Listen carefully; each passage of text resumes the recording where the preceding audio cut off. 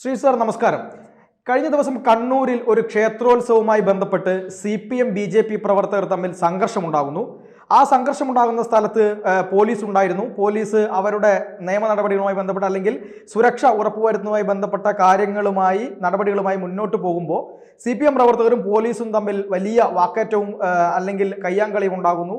Police jeep അവിടെ block ചെയ്തിടുന്നു. പോലീസുകാരെ പിടിച്ചു വെക്കുന്ന സ്ഥിതി ഉണ്ടാകുന്നു. എന്നിട്ട് വലിയ പ്രശ്നമാണ്. അവസാനം പോലീസിന്റെ FIR, അതായത് ഈ സംഭവവുമായി ബന്ധപ്പെട്ട് പോലീസ് FIR ഇട്ടിട്ടുണ്ട്. FIR-ൽ പറയുന്നത് നിങ്ങൾ ഇങ്ങനെ പോവുകയാണെങ്കിൽ തലശ്ശേരിയിൽ നിങ്ങൾ വർക്ക് ചെയ്യില്ല, തലശ്ശേരിയിൽ ജോലിയിൽ നിങ്ങൾ ഉണ്ടാവില്ല എന്ന ഭീഷണി CPM-ന്റെ ഭാഗത്തുനിന്നുണ്ടായി. മാത്രമല്ല, ഇതുമായി ബന്ധപ്പെട്ട ഒരു പ്രതിയെ പിടിച്ച് സ്റ്റേഷനിൽ എത്തിച്ചപ്പോൾ സ്റ്റേഷനിൽ നിന്ന് ബലമായിട്ട് പ്രതിയെ ഈ പറയുന്ന CPM-ന്റെ പ്രവർത്തകർ കൊണ്ടുപോയി എന്നുള്ളതാണ് പുറത്തു വരുന്ന വാർത്തകളും വിവരങ്ങളും. ഒരു രക്ഷാപ്രവർത്തനം കഴിഞ്ഞിട്ട് വളരെ കുറച്ചു സമയം മാത്രമേ ആയിട്ടുള്ളൂ. ഇതും പറഞ്ഞതുപോലെ ഒരു രക്ഷാപ്രവർത്തനത്തിന്റെ മറ്റൊരു ഭാഗമായി കരുതണോ? പാർത്ഥൻ നമസ്കാരം. ആത്മാർത്ഥമായി പറഞ്ഞാൽ ഈ ഒരു സംഭവം കേട്ടിട്ട് പാർത്ഥൻ ഞെട്ടിയോ? ഇല്ലല്ലോ. ഞാൻ ഞെട്ടിയോ? ഇല്ലല്ലോ. കേരളത്തിൽ ആരെങ്കിലും ഞെട്ടിയോ? ഇല്ലല്ലോ.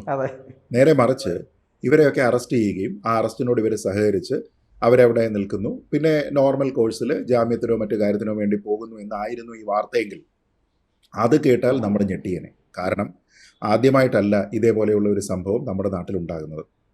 അത് ഇന്ന് മാത്രമല്ല, എത്രയോ വർഷങ്ങൾക്ക് മുമ്പ് തന്നെ ഈ കാര്യം ഉണ്ടായിട്ടുണ്ട്. പണ്ട് എനിക്ക് ഓർമ്മയുണ്ട്, എനിക്ക് തോന്നുന്നു ഇപ്പോഴും യൂട്യൂബിൽ കിട്ടുന്ന ഒരു വീഡിയോ ഉണ്ട്. കോഴിക്കോടോ മറ്റോ ആണെന്ന് തോന്നുന്നു, ഒരു പോലീസിൻ്റെ ഉദ്യോഗസ്ഥൻ, ഒരു ഉന്നത ഉദ്യോഗസ്ഥനാണ്, കമ്മീഷണറോ അസിസ്റ്റൻറ്റ് കമ്മീഷണറോ മറ്റോ ആണ്. അദ്ദേഹത്തിനെ യൂണിഫോമിലല്ല എങ്കിൽ കൈകാര്യം ചെയ്തു കൊള്ളാൻ വേണ്ടിയിട്ട് ഈ കുട്ടി സഖാക്കന്മാരോട് ആഹ്വാനം ചെയ്യുന്ന CPM-ൻ്റെ വളരെ പ്രധാനപ്പെട്ട ഉന്നതസ്ഥാനീയനായിട്ടുള്ള ഒരു നേതാവ്, ഇന്നും പാർട്ടിയിൽ വളരെ സജീവമായിട്ടുള്ള ഉന്നതസ്ഥാനീയനായിട്ടുള്ള നേതാവ്, എനിക്ക് തോന്നുന്നു ശ്രീ MV ജയരാജനാണെന്നാണ് എൻ്റെ ഓർമ്മ.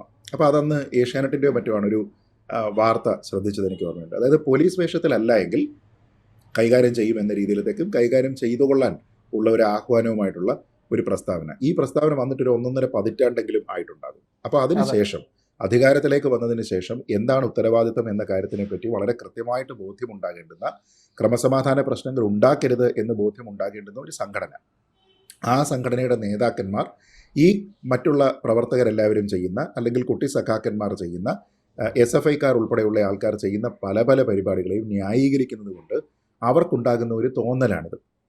അതായത് ഇത് നമ്മുടെ നാടാണ്, പോലീസ് നമ്മുടേതാണ്, നമുക്ക് എന്തു വേണമെങ്കിലും ഇവരെ ചെയ്യാം, ആരും ഇവിടെ ചോദിക്കാനും പറയാനുമില്ല എന്ന്. സത്യത്തിൽ ഇന്നത്തെ ആഭ്യന്തര വകുപ്പിൻ്റെ യഥാർത്ഥ അവസ്ഥയാണിത് ചൂണ്ടിക്കാട്ടുന്നത്.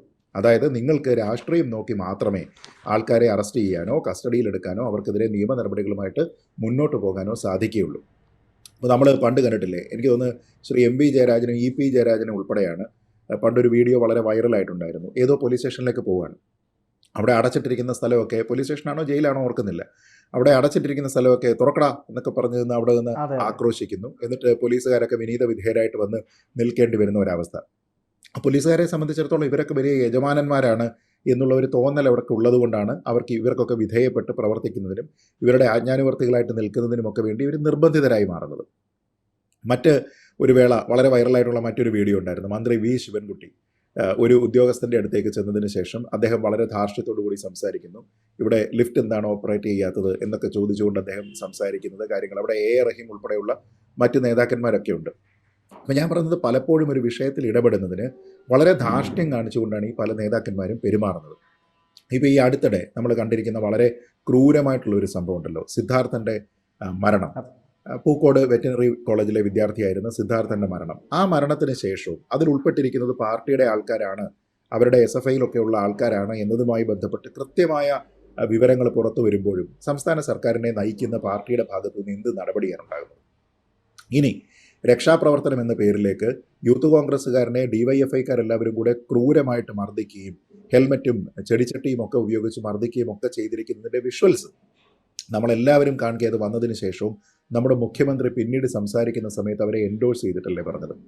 അങ്ങനെ ആരെങ്കിലും അങ്ങനെ വന്നു കഴിഞ്ഞാൽ അവരുടെ രക്ഷാപ്രവർത്തനം നടത്തുന്നതിനുള്ള അധികാരം ഇവിടെയുള്ള DYFI-ക്കാർക്ക് ഉൾപ്പെടെ ഉണ്ട് എന്നാണ് അദ്ദേഹം പറഞ്ഞത്.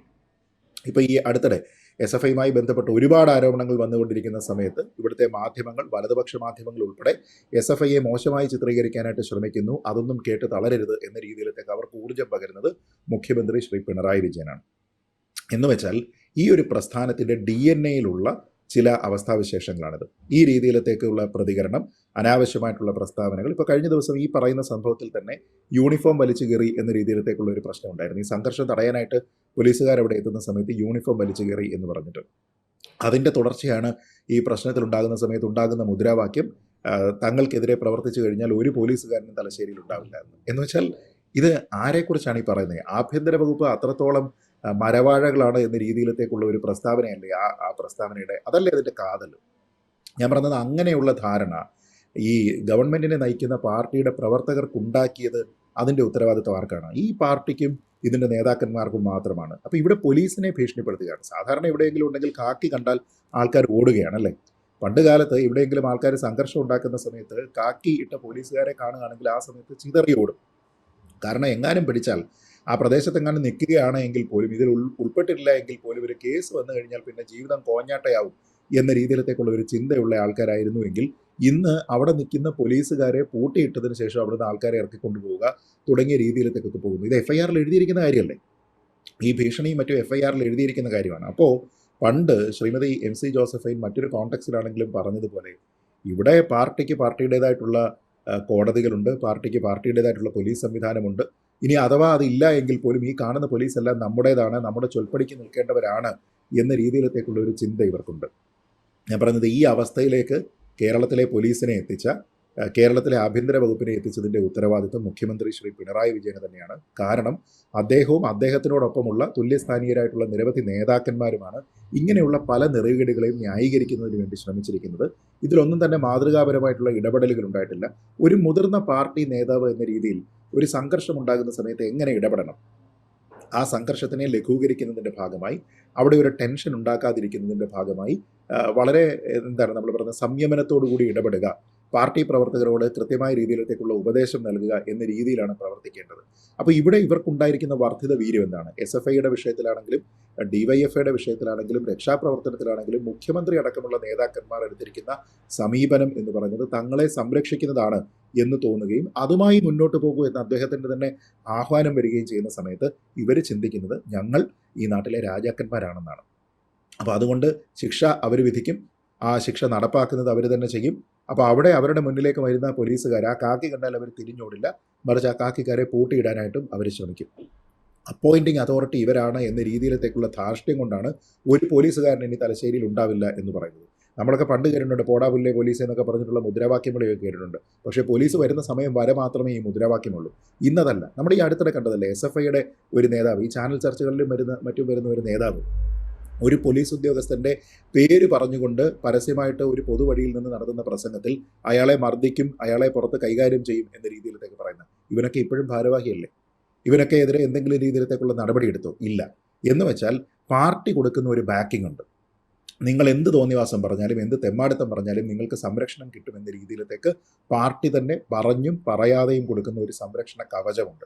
ഈ കവചത്തിൻ്റെ ബലത്തിലാണ് ഈ പുഴുക്കളൊക്കെ കൂടി കിടന്നിട്ട് ആറാടുന്നത്. അതുകൊണ്ടാണ് നമ്മുടെ നാട്ടിലെ ആഭ്യന്തര വകുപ്പ് ഇത്രത്തോളം മോശമായ രീതിയിലത്തേക്ക് പ്രവർത്തിക്കുന്നത്. അതിൻ്റെ ഉത്തരവാദിത്വം ഈ പറയുന്ന പാർട്ടി പ്രവർത്തകർക്കല്ല, മറിച്ച് അതിൻ്റെ നേതൃസ്ഥാനത്തിരിക്കുന്ന നേരായ വഴിയിൽ ഇവരെ നയിക്കേണ്ടുന്ന എന്നാൽ മോശമായ മാതൃക കാണിക്കുന്ന നേതാക്കന്മാർക്കാണ് എന്നുള്ളതാണ് എൻ്റെ അഭിപ്രായം. ശരി, എന്തായാലും അങ്ങ് പറഞ്ഞതുപോലെ ഈ അവസാനം നടന്ന ചില റാഗിങ്ങളിൽ ഉൾപ്പെടെ SFIയുടെ പേര് വളരെ ഇപ്പോൾ അടുത്ത് വന്ന റാഗിങ്ങൾ ഉൾപ്പെടെ SFIയുടെ പേര് അല്ലെങ്കിൽ പ്രവർത്തകരുടെ പേര് ഉൾപ്പെട്ടിട്ടുണ്ടായിരുന്നു. മുൻ അംബാസഡറായിട്ടുള്ള TP ശ്രീനിവാസനെ തല്ലിയത് എന്തെങ്കിലും പ്രശ്നം ഇപ്പോഴുണ്ടോ, നിങ്ങൾ അതിൽ പശ്ചാത്തപിക്കുന്നുണ്ടോ എന്ന് ചോദിച്ചപ്പോൾ SFIയുടെ സംസ്ഥാന പ്രസിഡന്റായിട്ട് സെക്രട്ടറിയായിട്ടുള്ള ആർഷോ പറഞ്ഞത് ഞങ്ങൾ അതിൽ ഒരു തരത്തിലും പശ്ചാത്തപിക്കുന്നില്ല, അത് അദ്ദേഹത്തിന് വേണ്ടതായിരുന്നു എന്നാൽ മട്ടിലുള്ള പരാമർശമാണ് ആർഷോ നടത്തിയത്. എന്തായാലും ഈ രീതിയിലൊക്കെ തന്നെ പോകാൻ CPM എന്ന് പറയുന്ന ഒരു പാർട്ടി കേരളത്തിൽ ഇങ്ങനെ അവർക്ക് സർവ്വസ്വാതന്ത്ര്യവും കൊടുക്കുന്നത് അത് അവർ തന്നെ പരിശോധിക്കേണ്ട ഒരു കാര്യമാണ്. എന്തായാലും ഈ ചർച്ചയുമായി സഹകരിച്ചതിൽ ഒരുപാട് നന്ദി. കൂടുതൽ വാർത്തകളും വിശേഷങ്ങളും നിങ്ങളിലേക്ക് എത്താൻ ABC മലയാളം സബ്സ്ക്രൈബ് ചെയ്യുക, ബെൽ ബട്ടണും അമർത്തുക.